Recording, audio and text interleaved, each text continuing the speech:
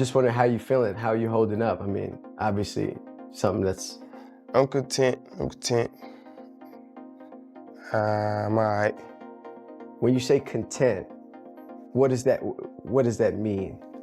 Like I'm maintaining. Like I'm not getting better, I'm not getting worse. I'm just here right now. Yeah. Hello friends and new like-minded viewers. Key Glock is done playing the quiet game, and now he's spilling the kind of details that shake the whole block. He finally cracked open the vault on Young Dolph's betrayal. Jury found the defendant Hernandez Govan not guilty in count 1 of the indictment. We, the jury, find the defendant Hernandez Govan not guilty in count 2 of the indictment. Mr. Johnson, is this your verdict? No. Is this your verdict? Yes. Is this your verdict? Yes, ma'am. Is this your verdict? Yes. Is this your verdict? Yes, Your Honor. Is this your verdict? Is this your verdict? Yes. Is this your verdict? Exposing who lined him up and why the streets will never be the same. Glock ain't sugarcoating nothing anymore. This truth cuts deep and is tearing open old wounds that never healed. Everybody knows nobody felt Dolph's loss more than Glock himself. That wasn't just his rap partner, that was his blood cousin, his brother in every sense. These two weren't just building an empire, they were living it side by side through loyalty, pain, and hustle. And even though it's been nearly 4 years since that cold, heartbreaking day, Key Glock is still carrying that weight heavy on his chest. That's just a normal thing when death occurs. It's just like, I ain't gonna say it's wrong to show love, but if it ain't genuine, why do it? Like if it ain't real, like, you know what I'm saying? So everybody know, like I know, like you know, then fuck with bro like that. You know what I'm saying? He's replaying everything, looking at all the fake hugs, the forced smiles, and the snakes that surrounded Dolph in his last days. But here's where things flip. Word is the real truth is finally bubbling to the surface. And once you hear it, nothing about this case looks simple. The whispers in the alleys and the talk in the barbershops all say the same thing. Dolph's death wasn't just some random hit. It was mapped out, it was strategic, it was pure betrayal by people closer than anyone thought. We already know Justin Johnson got slammed with a life sentence, and Cornelius Smith still sitting in limbo waiting on trial. But eyes are shifting towards someone else. That's just a normal thing when death occurs. It's just like, I ain't gonna say it's wrong to show love, but if it ain't genuine, why do it? Like if it ain't real, like, you know what I'm saying? So, the alleged shot caller, Hernandez Govan. And this is where the smoke gets real thick. They said Govan gave the order, but think about it. Where's the beef? Where's the motive? Govan had no personal history with Dolph, no grudge against Paper Route Empire, no bad blood that would push him to make such a move. So why would he risk everything trying to take down a millionaire who was actually uplifting the city? I haven't really heard much from you since the tragic passing of Dolph. Is this the first time that you've done an interview since he passed? yeah. Yeah. This is why folks in the hood don't buy the story. It don't add up. People saying Govan wasn't the mastermind at all. He was just a pawn in somebody else's dirty game. Word on the block is somebody bigger. Somebody with deeper ties was pulling those strings in the dark. Somebody who wanted Dolph gone so bad, they used Govan as a middleman to keep their own hands clean. And now Glock is hinting at exactly who that shadowy figure might be. And let me tell you, jealousy is real. You gotta be ready when you go back, bro. You go to your hometown, bro. You got the who was in class who ain't never like you. when that name drops, it's gonna shake the streets to their core. So check this. Word is somebody was sliding cash under the table, paying Hernandez Govan to get in the mix, turning him into nothing more than a pawn in a way bigger chess game. Allegedly, he was just the middleman, a disposable piece on the board, while the real power stayed hidden in the shadows. And when you start following that chain, your eyes naturally fall on the shooters themselves, Justin Johnson and Cornelius Smith, the two who actually pulled those triggers. Now let's talk about Justin Johnson, because his role runs deeper than most people first realized. This wasn't just some random dude off the block. He had roots, history, and ties that connected him closer to PRE than anybody wanted to admit at the time. When folks started digging into old photos, they spotted him lurking in the background, chilling like he belonged there. And then came the whispers, rumors saying Justin wasn't just some outsider, but that he might have even been cool with Key Glock at one point. Can you imagine that? Somebody breaking bread with the crew, then flipping around to line up Dolph in cold blood? This is why fans are pointing fingers at Glock now, not as the suspect, but as the one holding back information. They saying Glock knows more than he's been willing to say out loud. But here's the catch. Glock's silence don't automatically mean guilt. It's just the code of of the streets. He don't want to be painted as a snitch, because once you get that label in Memphis, it sticks forever. And Glock's no stranger to street politics. He knows exactly how ugly it gets when a hit goes down. Everybody with sense knows Dolph's murder wasn't some random act of violence. It was calculated, strategic, tied to something bigger than outsiders can see. And while Glock ain't ever been accused of being involved, people out there whispering that some of his own partners from Paper Route Empire might have seen the storm clouds before they hit.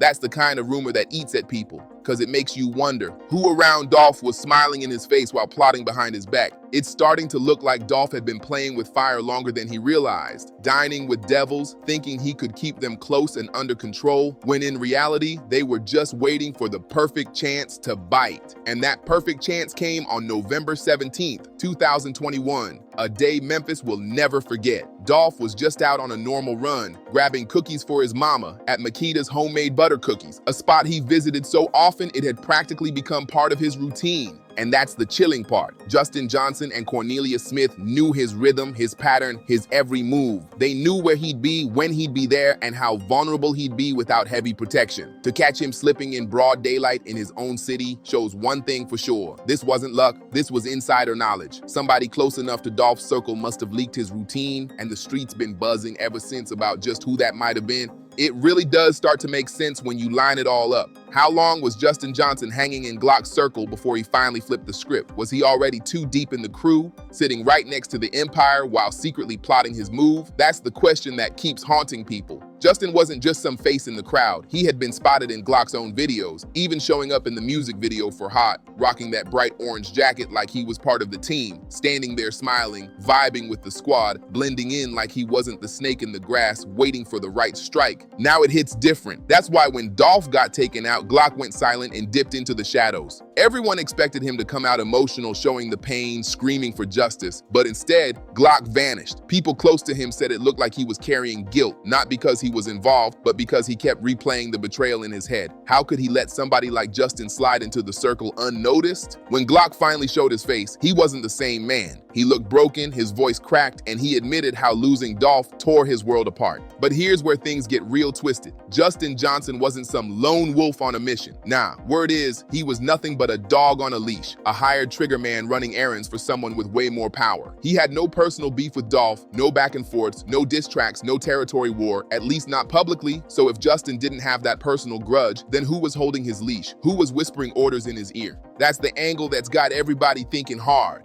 Right after Dolph's death, other big names in Memphis started dropping too. This wasn't just one hit, it was a chain reaction. People started pointing at the death of Josh Taylor, the feared head of the Triller Mafia gang, one of the most violent and unpredictable gangs in the city. And guess what? The streets are saying that's the same crew Justin Johnson was running with when he pulled the trigger on Dolph. That's not coincidence, that's chess moves. See, Dolph himself wasn't tied to gangs, but he was heavily respected across the city. He showed love where he wanted, made alliances when he saw fit, and connected with real hitters through respect, not fear. But in a place like Memphis, playing both sides of the street can turn deadly real quick. When you've got ties everywhere, it only takes one snake in the grass to twist it into betrayal, and that's exactly the game Dolph found himself trapped in. Even insiders been warning about this for years. Take Boozy, for example. He's been loud about it, saying if you make it big in your hometown, you better pack your bags and dip out. You gotta move somewhere safe because jealousy and envy hit harder than bullets in your own city. And the sad truth is, history keeps proving him right. But Dolph? Nah, Dolph wasn't that type. He wasn't about to abandon Memphis for no industry mansion in LA or Miami. This was his kingdom, his stomping ground, his throne. He said it himself time and time again. Memphis was his home, and he was the king of Memphis. He carried that title with pride, stamped it on his debut album, and wore it like armor. But that loyalty came with a price, a heavy one.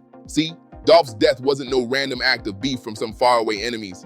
Nah, this was way closer to home. These weren't just outsiders plotting from the shadows. These were people in his own orbit, folks that were supposed to ride for him, protect him, and keep him safe. The ones closest to you are the ones who can hurt you the worst, and that's what makes this story so cold. The truth is out there, but it's tangled in betrayal and silence. And when you look at how things played out, it almost feels like Dolph got lined up by the very circle that was supposed to shield him. The whispers online back that up too. People in the comment sections, on forums, dropping theories. One person flat out wrote, yeah, his record company benefited with the streets in combination. Another fan typed, Glock them set Dolph up. Now, none of this is proven, but the fact that so many people believe it shows how deep this conspiracy might run. Are we really supposed to buy that Justin Johnson acted completely on his own? Or is this a much bigger chessboard with way more powerful hands moving the pieces? And that leaves us with Glock, the cousin, the right-hand man, the soldier left behind. Does he know more than he's telling? Or is he just another victim caught up in the dirty spiderweb of Memphis street politics? One thing's for sure, this story is far from wrapped up. The truth is still unraveling, and when it all finally comes out, it might shake the city to its core. Now here's where it gets real chilling. The deeper you dig into Dolph's case, the more the puzzle pieces don't fit together clean. It's like every answer just raises 10 more questions, and every friend starts looking like a suspect. The hood already buzzing with talk that this wasn't just about money or fame, it was about power. Somebody wanted Dolph out the picture, and they were willing to play dirty to make it happen.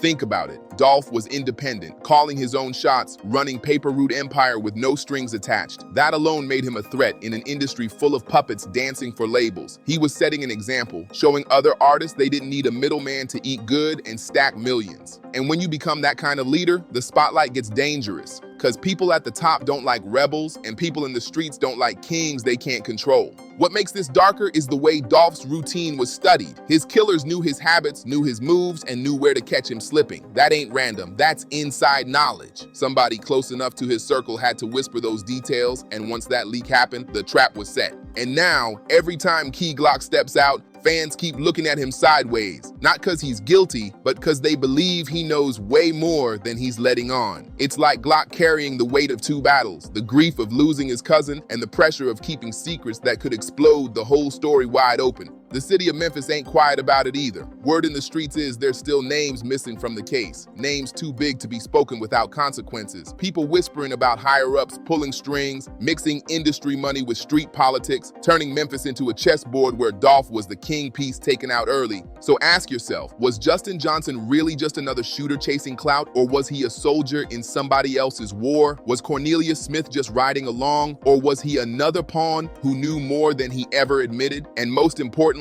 was Hernandez Govan really the end of the trail, or just the front man hiding the face of someone bigger, richer, and way more dangerous? Until those answers drop, the truth stays locked in shadows. One thing's clear though, Dolph's story ain't over, not by a long shot, and every secret that comes out is only gonna make the streets burn hotter. Thank you for watching. Don't forget to subscribe to the channel and see you in the next video. Bye.